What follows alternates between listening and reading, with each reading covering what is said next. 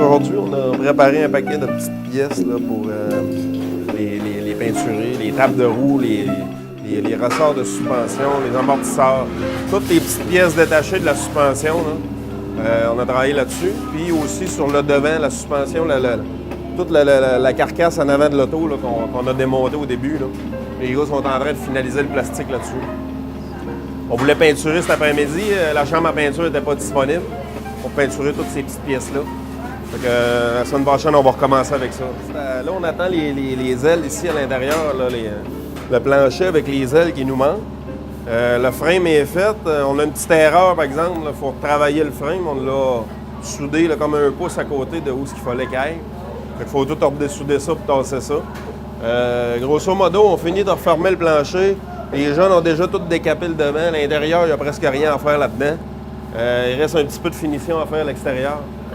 On devrait être peinturé d'ici un mois, là, la carcasse devrait être peinturée.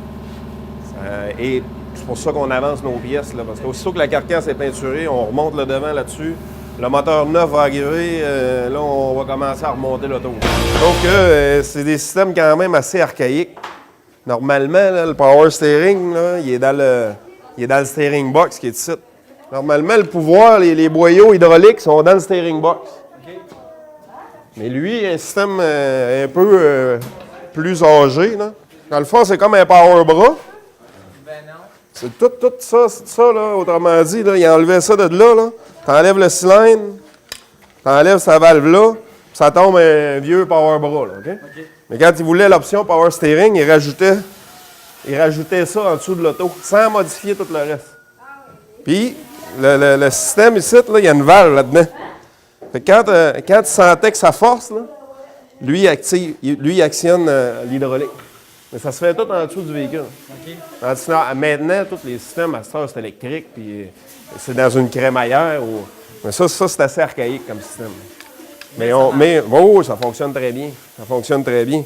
Mais c'est vraiment, quand il sent qu'on tourne en haut, ça force ici, puis il y a une valve là-dedans ici. Là. Fait que ça ici, ça laisse passer l'huile là, qui envoie l'huile dans le cylindre pour faire tourner les roues, pour aider à tourner les roues.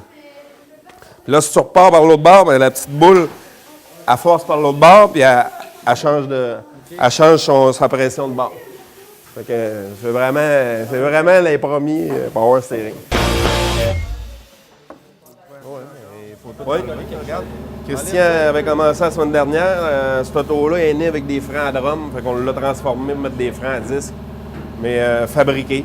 C'est low budget, mais ça fait la job. C'est moins dispendieux que le vrai kit de frein qui va là. Fait que j'ai fini ce que Christian avait commencé la semaine dernière avec Francis tantôt. Qu'est-ce que vous préparez là? On finit la braquette pour les freins, les 10 breaks en avant. On fait ça. Et, On bricole un peu? on fait du bricolage. La fabrication. Oh, let's go, man!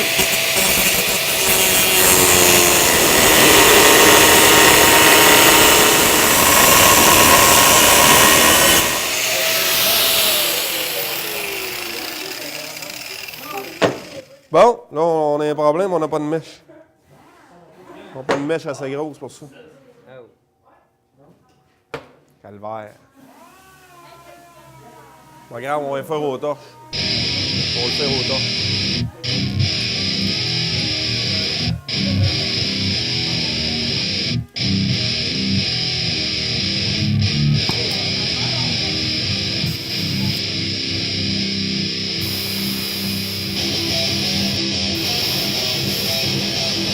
Là, je vais le mettre proche.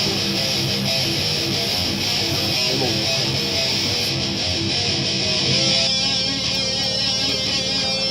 Fait que quand on n'a pas de mèche, ben on fait avec. En vente.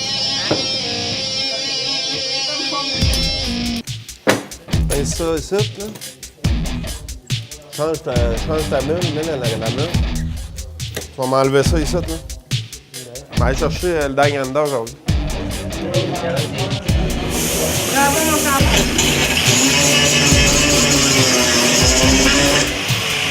Hey, oui! Hein? Donne la vôtre.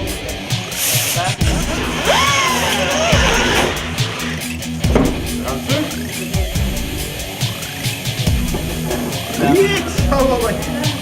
Là, ça nous prend un washer, hein? Là, ça en prendrait des beaux chromés comme ça, là.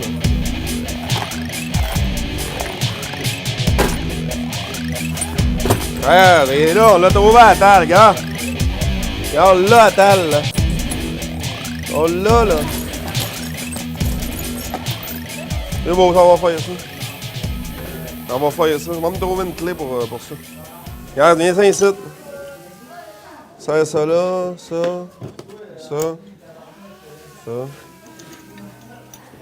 Ah, madame. Il va rester rien qu'à le souder. Qui marche pas là-dedans ou faut Ah, non. Tout est sous contrôle, mon ami. Serre ça là. Paye sur le bras.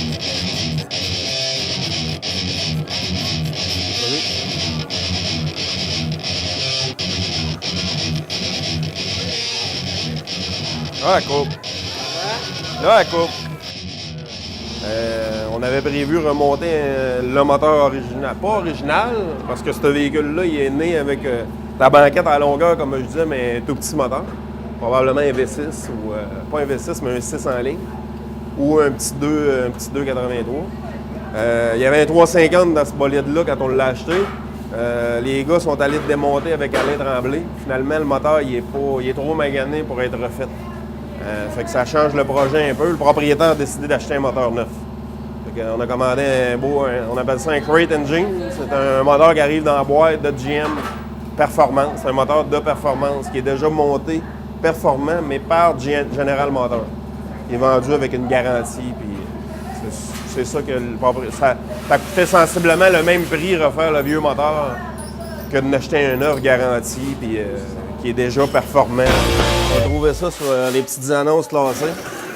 Deux banquettes. Cette auto-là est née avec une banquette à la longueur. C'est une voiture plus bas de gamme, si on peut dire. Nous, on la remonte comme une SS, la Super Sport, qui sortait avec des banquettes, 2 bancs séparés, avec une console centrale. Fait que ça nous les prenait, ces bancs-là. Là, ceux-là sont pas beaux, mais c'est juste la couverture qu'on va remplacer, dans le fond. Mais ça nous prenait quand même la carcasse du banc pour pouvoir le recouvrir. Le banc complet, neuf, il se vend, mais c'est très dispendieux. Ouais, ça doit pas être évident de trouver non plus une pièce du genre. Bien, on a été chanceux, là. On a trouvé ça. Je pense que c'est Patrick, justement, le propriétaire de l'auto, là. Il est allé les chercher. Je m'en rappelle plus où, là. Où qui est allé chercher ça, Chris? À Montréal. Christian me dit tout le temps la même affaire. Refaire un char, ça prend 300-400 heures. Ben, on s'en sortira pas en bas de ça, là. C'est quand même assez touché encore.